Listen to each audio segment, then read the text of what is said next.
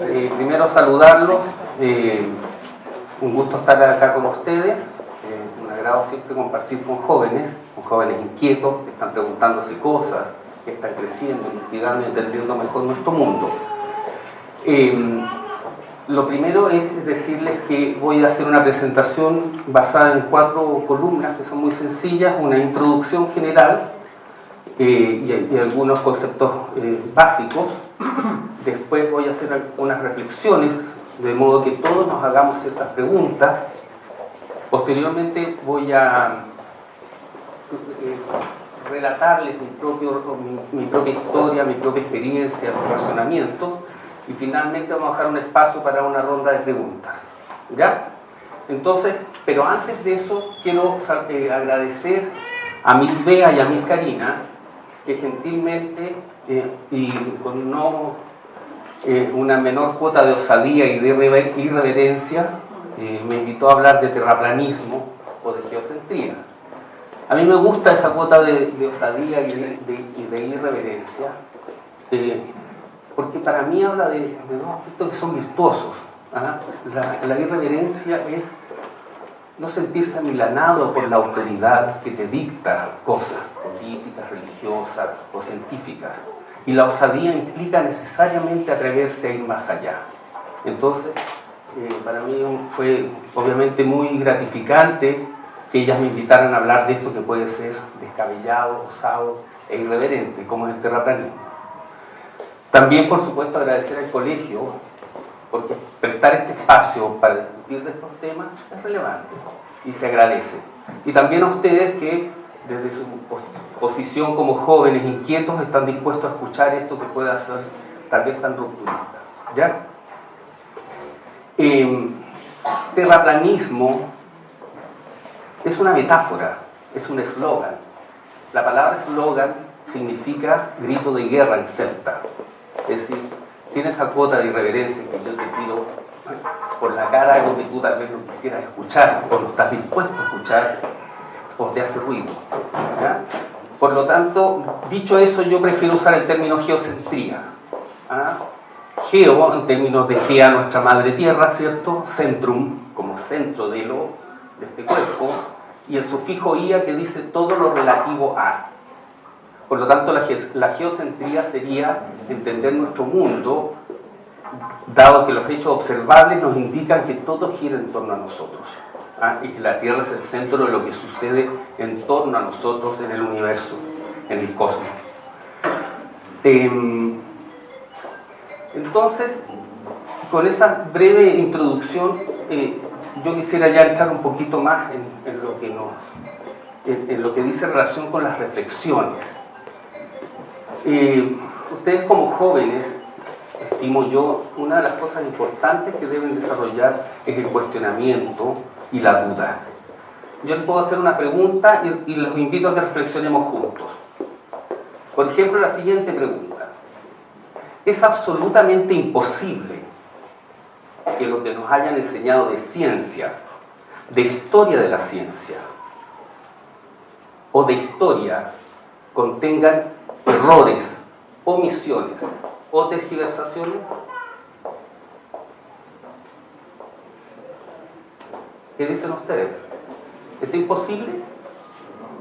¿No estamos de acuerdo?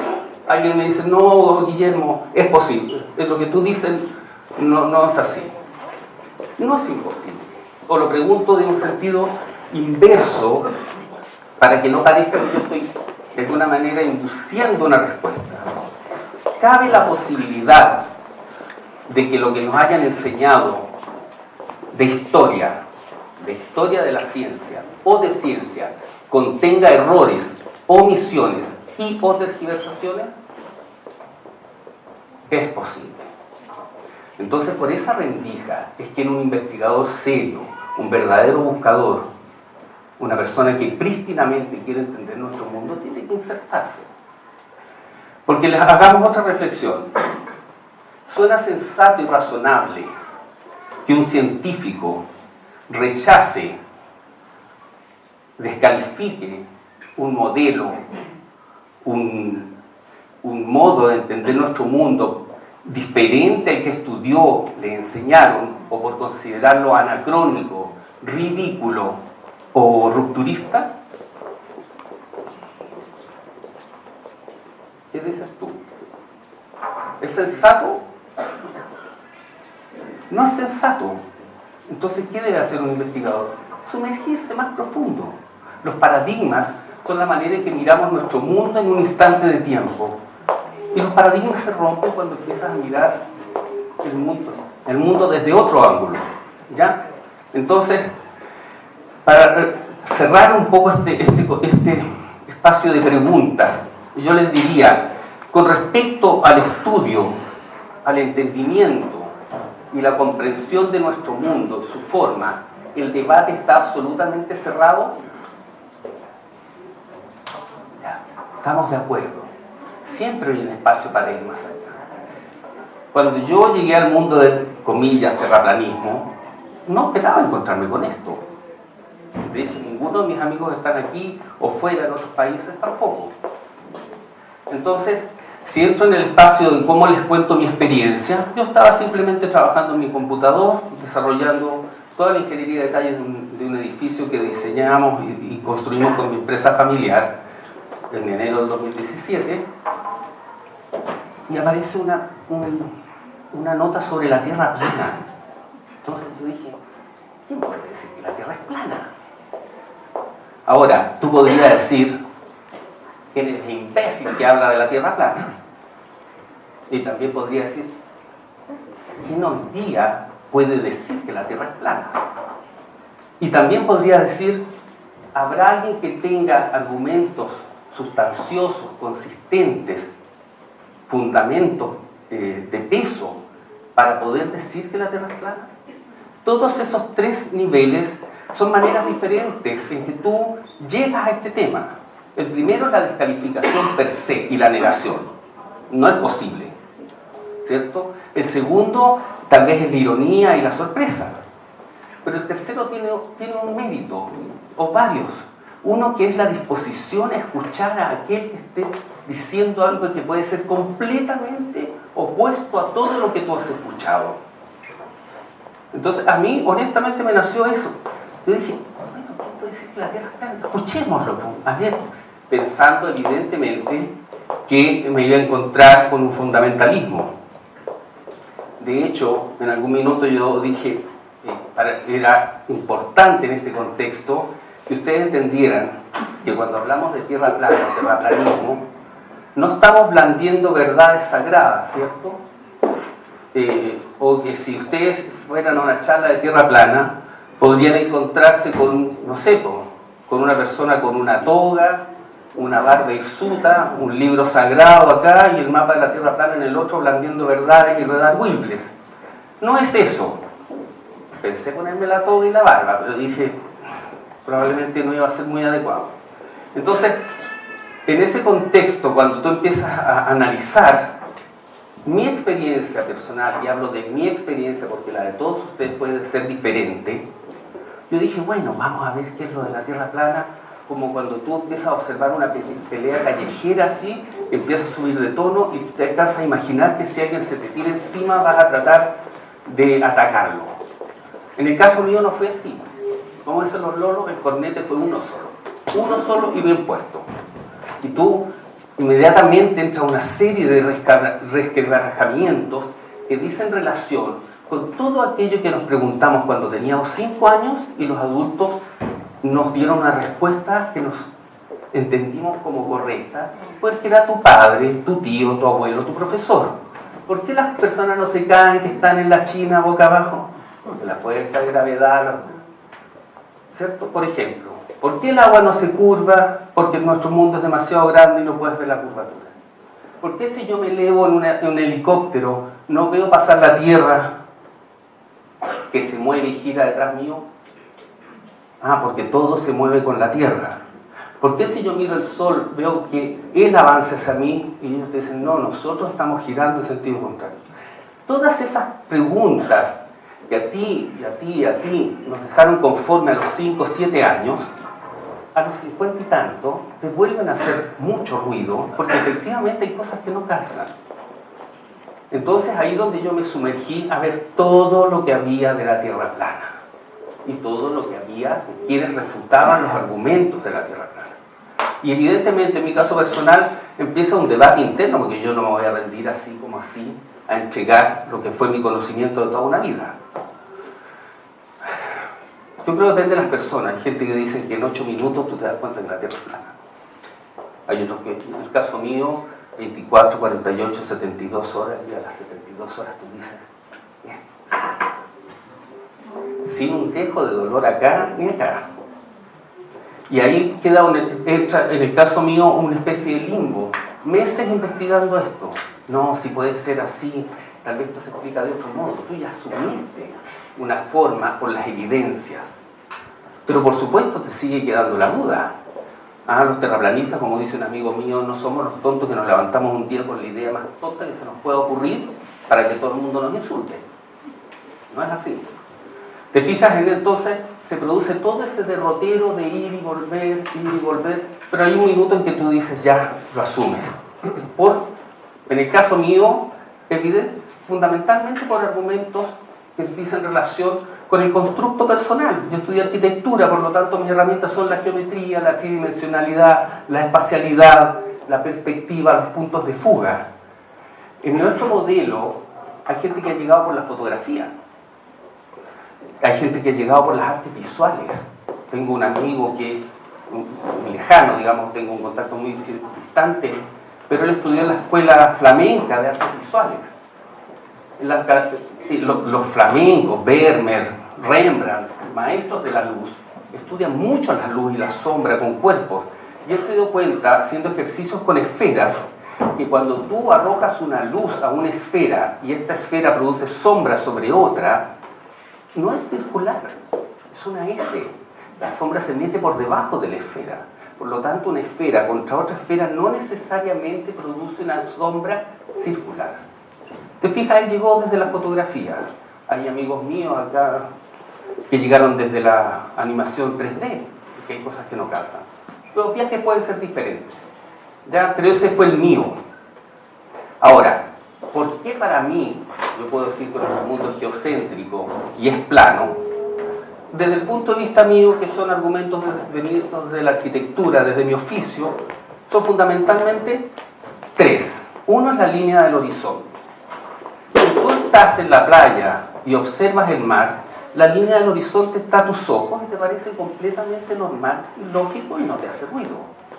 Si subes a una azotea y miras a la línea del horizonte, pasa exactamente lo mismo. La línea del horizonte está a la altura de tus ojos. En la alta montaña, los que hemos estado en el altiplano, subiendo cerros, qué sé yo, también nos damos cuenta que la línea del horizonte está a la altura de los ojos. Pero cuando vas en un avión y te asomas por la ventanilla, la línea del horizonte sigue a la altura de los ojos. Ahora, si tú haces, cosa que yo he hecho, un ejercicio de formar un arco de circunferencia, geometría, con una vertical, trazas una tangente en el punto de intersección perpendicular a la vertical y la elevas 10.000 metros y observas, no puedes ver la línea del horizonte. Necesariamente tendrías que mirar hacia abajo. El problema está en que los globos aerostáticos de alta presurización, que están a 36.400 kilómetros, o sea, 4 veces más que un avión, muestran la línea del horizonte plano y a la altura del lente de la cámara. ¿Qué quieren que haga? ¿Falsifico las fotos? ¿Miro y invento que veo la curvatura? No puedo hacer eso. Eso es geometría y es la línea del horizonte. El segundo argumento se puede sacar por geometría pitagórica, se puede sacar por las tablas de matemáticos indios como Bakash, se puede sacar a través de las tablas de Samuel Robotham. Esas tablas que son de nuevo geométricas, entendiendo que nuestro mundo es un cuerpo esférico que tiene 40.000 kilómetros de diámetro, indica que los objetos tienen que esconderse a razón de que se van ocultando en la curvatura. Por lo tanto, la rompiente y la localidad de Quintero, acá, Valparaíso, desde la playa de las Torpederas, no debe verse. El problema es que se ve. ¿Qué hacemos, digo yo? te hundo la ciudad, no sé, me entierro, levanto el nivel del mar, o photoshopeo y nos quedamos todos contentos, que calza con el modelo. Pero es mentira. Podemos ir todos a ver la vertiente de Quintero y vamos a ver la chimenea de ventanas. La chimenea de ventanas se ve desde las torpederas. Debiera tener 50 metros de caída de curvatura, la chimenea tiene un poco más de 100, 150, pero se ve prácticamente completa. Ahora, si yo con una cámara normal veo Quintero desde las torpederas, imagínate lo que puedo ver con un lente teleobjetivo. ¿Ya? Entonces, y el tercer tema, un poco más fino, pero viene desde la arquitectura también, es Polaris. Yo muchas veces he dicho, solo Polaris es suficiente para explicar que la Tierra no puede ser esférica y es estacionaria. Pero lo podemos dejar para otro tema. Entonces, eso dice relación con mi experiencia personal. ¿Ya? ¿Cómo se produce mi viaje en esta historia? Todo lo que yo he dicho es razonable, es más, es necesario. Y es un deber que ustedes lo cuestionen. Porque ustedes pueden pensar que yo estoy completamente errado y equivocado, y es legítimo que así sea. Pero ¿qué van a hacer entonces para tener la seguridad de que yo estoy errado? Estás obligado, si quieres estar seguro de que yo estoy errado, a investigar. Pero investigar significa muchas cosas. Significa estudiar los dos modelos, significa comparar los dos modelos, significa entender la mecánica de cómo funciona, cuál es su lógica, su constructo, ¿cierto? Su dinámica, para poder decir, ¿sabes qué? Sus vacíos, sus puntos débiles. Los dos modelos tienen puntos débiles. Nosotros siempre lo hemos dicho. No tenemos respuesta para todo. ¿Cómo podríamos tenerla si llevamos 2 años estudiando contra 500? Tengo un hándicap en contra. Y después de ese estudio, de esa comparación, de ese análisis, de esa revisión, ahí puedes legítimamente tener una opinión válida. No la primera que dijo que eres el imbécil. No, yo digo, estás equivocado por esto, por esto, por esto y por esto. ¿Cierto? Entonces a eso los invito. Como digo yo, nos venimos blandiendo verdades irredarguibles, ¿no es cierto?, y sagradas, con el mapa de la Tierra plana, un libro, una barba hirsuta y un gorro. Venimos a cuestionar, a plantear, a reflexionar y reanalizar. ¿Un cambio de paradigma? Claro, es un cambio de paradigma. Pero eso no es responsabilidad ni usted, ni mía, ni nuestra. Es un hecho. Entonces, si para ustedes es importante, yo conozco muchas personas que esto les da lo mismo. Está bien, es súper legítimo. Para mí es fascinante porque era mi tema de niño. Todos muchos quisimos ser astronautas, viajar a otros planetas y qué sé yo, pero tal vez no se puede. ¿Ah? Eso nos obliga necesariamente a tener que recuestionar nuestro ser interno. Porque no es lo mismo vivir en una roca que viaja por el espacio perdida desde hace 14.500 millones de años en un universo en eterna expansión, respecto de vivir en un mundo plano con los astros, el cielo, las estrellas, el sol y la luna girando en torno a nosotros. Tu relación con tus vecinos, con quienes te rodean, no es la misma.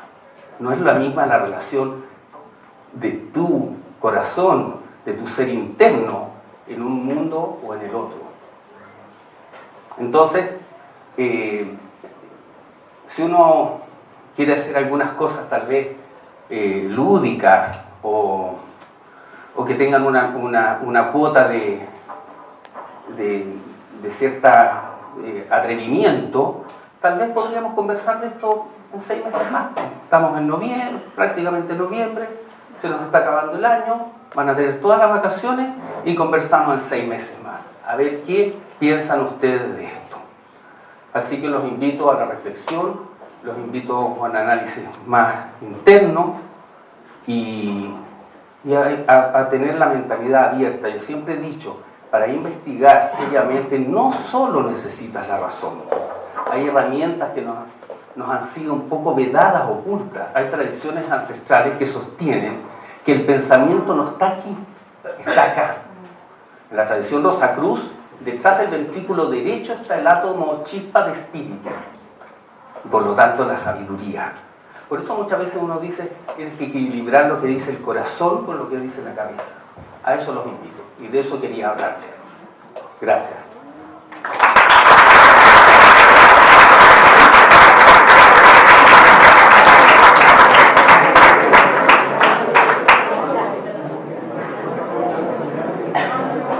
Ya, preguntas. Su nombre. Tenemos micrófono.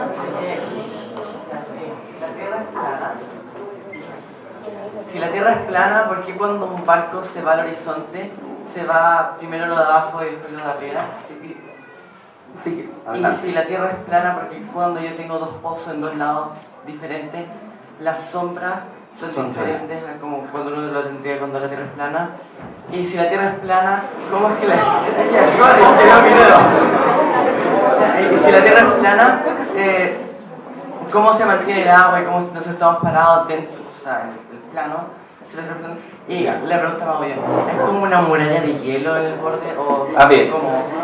mire, voy a responderle algunas de estas cosas, no porque no tengamos respuestas, ojo, estamos estudiando el modelo. Hay gente que me dice, pero si no tienen ni un mapa, viejo, ¿cómo puedo tener un mapa si llevo 2 años, este modelo fue sepultado los últimos 200 o 100? No, me dirá que tengo un mapa en 3 semanas.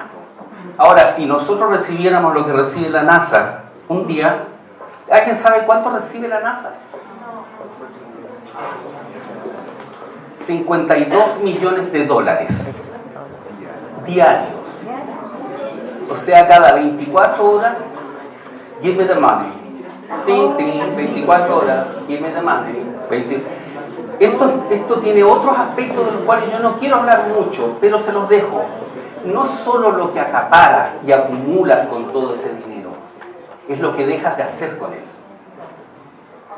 ¿Te imaginas lo que es para Cachiyuyo recibir 52 millones de dólares una vez en su vida? ¿Una vez en 50 años? No sé, obsceno. Ya. Tus preguntas.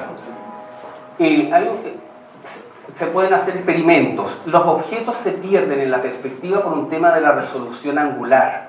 Si yo me paro aquí y estoy en un pasillo largo que está con un cuadriculado y yo lo dibujo en perspectiva, se produce un fenómeno bien extraño que es propio de las leyes de la perspectiva. La perspectiva la desarrolló Gerard Desargues, un matemático, pensador y arquitecto francés. Entonces, nosotros los arquitectos siempre dibujamos un croquis, dibujamos un personaje cuando estamos creando algo, y si queremos estamos diseñando lo que sea, inmediatamente generamos, dependiendo de la línea del observador, la línea del horizonte. Y esa línea del horizonte queda a la altura del observador y contra él se fugan las cosas. Si este fuese un pedazo de un pasillo, por ejemplo de un hotel o qué sé yo, que tiene un pavimento, si tú te fijas, aun cuando el pavimento está a nivel de tus pies, yo veo que asciende. Yo allá no lo veo aquí, lo veo más alto por un fenómeno de la perspectiva. Eso hace que los objetos, en el sentido inverso, se empiezan a tragar desde abajo. El problema está, y después busquen ahí, cuando tú tienes ciertos navíos, ciertas condiciones de clima, ¿cierto? Y elementos del medio ambiente que te favorecen, tú ves a ojo desnudo desaparecer el barco, pero si pones un binocular, el barco sigue ahí. Si vuelve a desaparecer y colocas un teleobjetivo, el barco sigue ahí. Y se vuelve a desaparecer por tercera vez y tienes un telescopio, un lente de mejor resolución angular, el barco sigue ahí. O sea, nunca se fue por la curvatura. Es lo mismo que pasa con el caso de Quintero. La torre Sears en Chicago tiene 450 y 527 metros de altura. Fue diseñada por Skidmore, Merrill y Owens en los años 70. Es un poco más esbelta que eso. Desde St. Joseph, al otro lado del lago Michigan, no debe verse. pero se ve.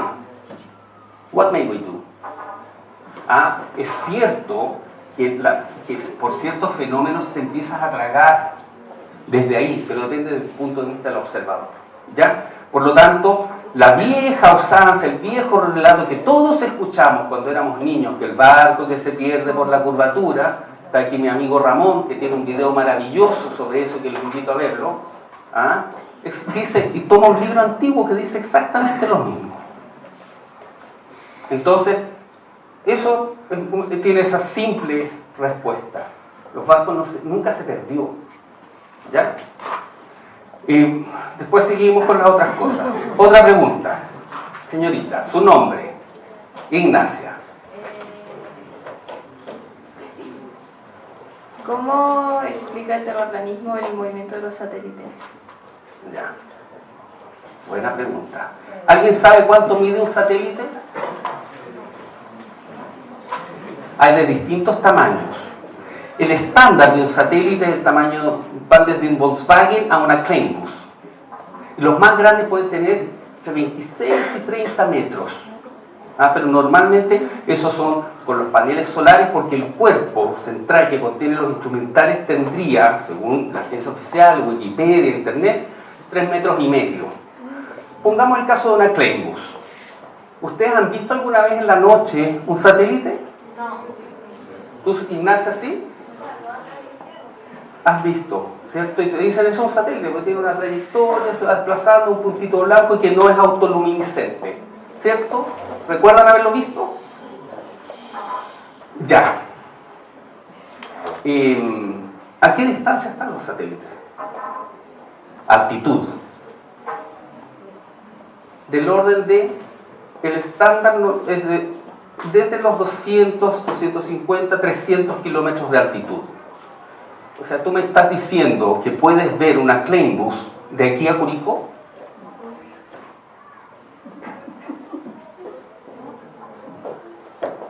¿Tú crees que podemos ver una Kleinbus de aquí a Curicó? ¿No?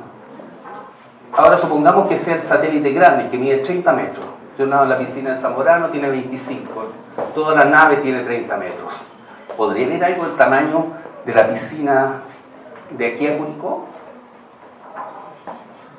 Ya, eso abre la duda. No está respondiendo todo lo que tú dices, pero abre una duda. ¿Cuál es la duda? Que tal vez los satélites no son como nos dijeron nomás. Que no es lo mismo que decir no existen. Pero ¿Qué vi? Sí, que satélite lo... sí, yo pienso que lo que tú viste es lo que nosotros, los que estamos en el movimiento geocéntrico, que estamos reestudiando, investigando todo de nuevo, entendemos que es lo que es. Son globos aerostáticos de alta presurización con equipos tecnológicos que toman información. Pero no es lo mismo que un satélite orbitando el espacio. ¿Su nombre, señorita? Josefa. Hola, Josefa. ¿Cómo explica el terraplanismo los sistemas horarios y el movimiento del Sol? Ya. Les recuerdo que la intención mía en esta presentación no es dar muchos fundamentos, es más bien invitarlos a investigar. Nosotros, hay un fenómeno interesante. Yo considero y he reflexionado que para poder comprender este modelo necesariamente tiene que hacer un trabajo que yo llamo de deconstrucción. Es interesante como los fenómenos históricos y el hombre avanza con derroteros y argumentaciones que tienen cierto correlato. O sea, tú ves una pintura de Caspar Friedrich, por ejemplo, del pintor alemán del 1820, y escuchas las obras para piano tempranas de Liszt o las obras de Chopin, y hay un correlato, son románticos. Si llegas un poco al fin del siglo XIX y te metes en la música de Claude Debussy o las obras de Monet, de Manet, la arquitectura del modernismo, también hay un correlato. Hoy día yo tengo un amigo que es bioeticista, es psiquiatra, y él el otro día me dice, no, tenemos que, la medicina y la bioética tengo que deconstruirla. de construirla. Y resulta que si tú revisas la obra de Frank Gehry, el Guggenheim de Bilbao, es una obra de arquitectura deconstructivista. ¿Qué es deconstruir? Desarmar un artefacto, una idea, un cuerpo, sacarle sus piezas y partes para transformarla en otro. ¿Ya? Dicho esto, respecto de los usos horarios, entonces entendemos que si nuestro mundo es relativamente plano, como un disco, donde tengo tal vez aquí Alaska, tengo el hemisferio norte de Norteamérica, el Golfo de México y Sudamérica, y tengo aquí Europa, ¿cierto? África, Asia, India, ¿cierto? Rusia y Australia, el Sol orbita circularmente en torno a esto. Por lo tanto, cuando el Sol está en este punto orbitando y produce ese recorrido, cuando está en este punto ilumina esta zona. Cuando tú sales en la noche a tu casa, en la calle, y miras el farol de la esquina, ¿el farol ilumina toda la calle? No. El Sol sería más local, más pequeño y más cercano, que no es contradictorio con lo que me dices tú, porque así como Eratóstenes entendía que si nuestro mundo, nosotros teníamos los rayos paralelos, ¿cierto? Allá está el Sol, Eratóstenes esto es lo que dice, que yo tengo aquí un elemento vertical y tengo otro, como los rayos caen paralelos, aquí genera una sombra y aquí no genera sombra, ¿correcto? Ahora, si esto yo lo llevo a un plano, un Sol cercano, un elemento vertical aquí y otro elemento vertical acá, se produce exactamente lo mismo. Eratóstenes asume que los rayos del Sol son paralelos, pero si tú miras el Sol y tienes nubes, ¿los rayos del Sol son paralelos? ¿Caen todos así, como la lluvia? No, pues son divergentes. Esa es la observación natural. De nuevo, ¿qué hago? ¿Cambio los rayos? ¿Los mido de otro modo? La ciencia empírica indica que las cosas deben ser observables, medibles y repetibles. Lo que yo observo son rayos divergentes. No observo rayos paralelos. ¿Ya? Por lo tanto, sí se entienden los usos horarios, el Sol se sigue desplazando y va apareciendo y va oscureciendo esta zona. ¿Ya? Le hagamos una última pregunta, ¿cierto? Para que después se queden conversando. Ya, que está ansioso. Ya, ¿y tú cómo te llamas tú? Ya, y Matías. Está bien, ¿no es cierto? Porque si no nos pueden dar las 3 de la mañana y tenemos tema para más todavía. Ya, ¿cómo se podrían explicar las estaciones de invierno, otoño, verano? Ya, tema para estudiar también, complejo. Pero hay un fenómeno muy interesante. ¿Alguien ha oído hablar del analema? ¿Te fijas que nos enseñaron cosas que no nos sirven? Ya, el analema es una figura infinita, que es un 8, que es más o menos así. Ese 8, si yo decido tomar una cámara fotográfica y fotografiar el Sol todos los días desde el mismo punto, la trayectoria del Sol y la Luna forman esta lemniscata, o analema. Por lo tanto, el Sol, cuando baja desde el centro de este disco, ¿cierto? Y está orbitando más bien acá, no tiene la energía para producir el calor que tenemos en el borde sur, ¿cierto? ¿Me sigue? ¿Sí? ¿Soy claro? Y en el sentido inverso, cuando el Sol está en el borde exterior de este anillo, calienta el borde más cercano y ese se enfría. De hecho, tenemos otro problema con el modelo esférico. Las temperaturas en el polo norte, o cercanas al Ártico, varían de los menos 4 grados, menos 2, temperaturas promedio. Resulta que nosotros, investiguen, por ejemplo, los viajes de Shackleton, si no pueden penetrar el borde sur, son menos 60, menos 30, y de ahí hasta ¿cómo se llama? Temperaturas extremas, que no se reproducen en el otro borde, eso tampoco cansa. O sea, de hecho, el tema de las estaciones y el tema de las temperaturas medias entre el borde de este anillo y el centro del círculo de este disco reafirma este modelo, no el otro. Ya. Bueno, antes de hacerte la pregunta quería remarcar que el Polo Norte no es una base continental y la Antártica sí. Entonces, por eso explica el cambio de temperatura entre el Eso puede ser una razonable explicación para ese modelo. Estamos de acuerdo. Sí, y antes de hacerte la pregunta, ¿tú crees en la gravedad? Muy buena pregunta. O sea, ¿cuál es la idea? Dar un low kick. Eso se llama low kick. Bueno, hay un actor que dice, "This is called gravity". Claro, está diciendo algo que es efectivo. Esto es gravedad. Para mí, es un tema para debatir también. Se discute mucho. Yo tengo una opinión muy formada. ¿Qué significa gravedad?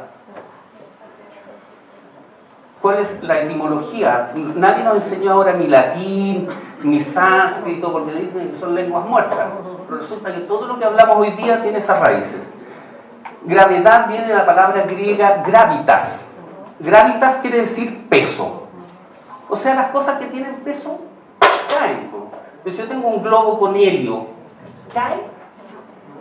Una semilla cuando está enterrada y tiene que brotar, ¿se hunde? Una mariposa que no tiene nada de músculo, ¿qué pasa con ella? Estos fenómenos se explicaría desde otros principios que son densidad, flotabilidad, presión, electromagnetismo. Va por ahí. Muchachos, antes de que podamos debatir, les quiero enviar, aquí está mi amigo Sergio, que algunos amigos míos me enviaron unos audios para saludarlos. Es gente que está hoy día trabajando en distintas partes del mundo, en difundir, en cuestionar. Así que les voy a, en silencio un segundito, les voy a poner unos par de audios y con eso terminamos y podemos conversar más informal. Vamos a hacer cosas. Hola, yo soy Esteban, tengo 27 años, soy de la Ciudad de México, estudié en el Instituto Politécnico Nacional, egresé como ingeniero civil en la Escuela Superior de Ingeniería y Arquitectura. El día de hoy hago un llamado a toda la gente a que indague sobre la verdadera forma de la Tierra. En el 2018 una gran cantidad de gente en todo el mundo se está cuestionando esta teoría, debido a que carece de comprobación científica directa. A pesar de que la matemática funcione correctamente y que la tecnología avance tan rápido, existe una gran cantidad de información de ciencia de divulgación que afecta directamente al pensamiento del ser humano. O por lo menos eso piensa una gran cantidad de gente, que busca solamente un buen sentir positivo y que la ciencia se use para un beneficio de la humanidad y no para un desperdicio de la mente.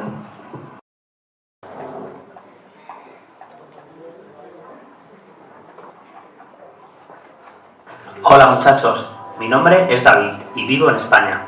Sé que nuestro querido amigo Guillermo está con ustedes en el Colegio Británico de Santiago de Chile. Con Guillermo y otros muchos amigos más de todo el mundo estamos investigando y aprendiendo cada día muchas cosas, entre ellas la verdadera forma de nuestra Tierra. Es algo muy bonito buscar e investigar por nosotros mismos, ya sea dónde vivimos o cómo son las cosas que nos rodean. Eso es realmente ciencia y toda una aventura. Tengo una hija de 12 años que se llama Ariadna y hablando muchas veces con ella le explico lo mismo que os digo a vosotros. Sentiros siempre los protagonistas de vuestra vida. Hay mucho que comprender y descubrir todavía, aunque los mayores a veces os digan lo contrario. Los mayores estamos un poco perdidos y no sabemos del todo qué hacemos aquí en la vida, así que vosotros nos podéis ayudar a encontrarnos y a responder muchas preguntas que también nos hacemos. Os diría que dejéis de ver un poco la televisión y miréis más a la naturaleza y al cielo. Veréis cómo es muy fácil comprender que todas las estrellas giran alrededor de una sola, que se llama Polaris y que siempre nos marca el norte. Veréis con vuestros ojos a los planetas, sin que os hagan falta telescopios. Veréis cómo esos planetas también brillan y hacen unos movimientos distintos al de las otras estrellas del cielo. Por eso antes a los planetas les llamaban estrellas errantes, porque iban distintas.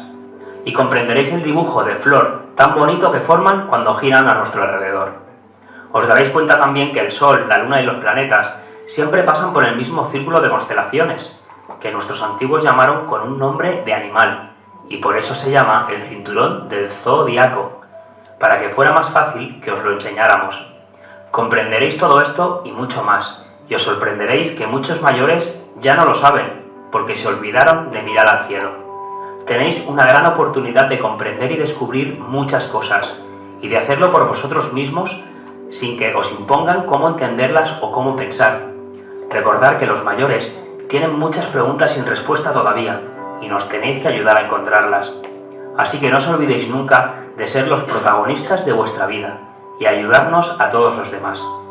Nuestros antiguos, que eran muy sabios, aprendieron que el cielo es el que se mueve, y nosotros ahora lo estamos volviendo a comprender también. Todos lo conocían: los mayas, los incas, los egipcios, los babilonios, los mapuches. Todas las culturas antiguas sabían muy bien que era el cielo, y el sol y la luna el que se movía encima de nosotros. Os mando un abrazo enorme a todos y os invito a vivir esta vida en libertad. Ah, y por favor, saludar a mi amigo Guillermo de mi parte. Gracias.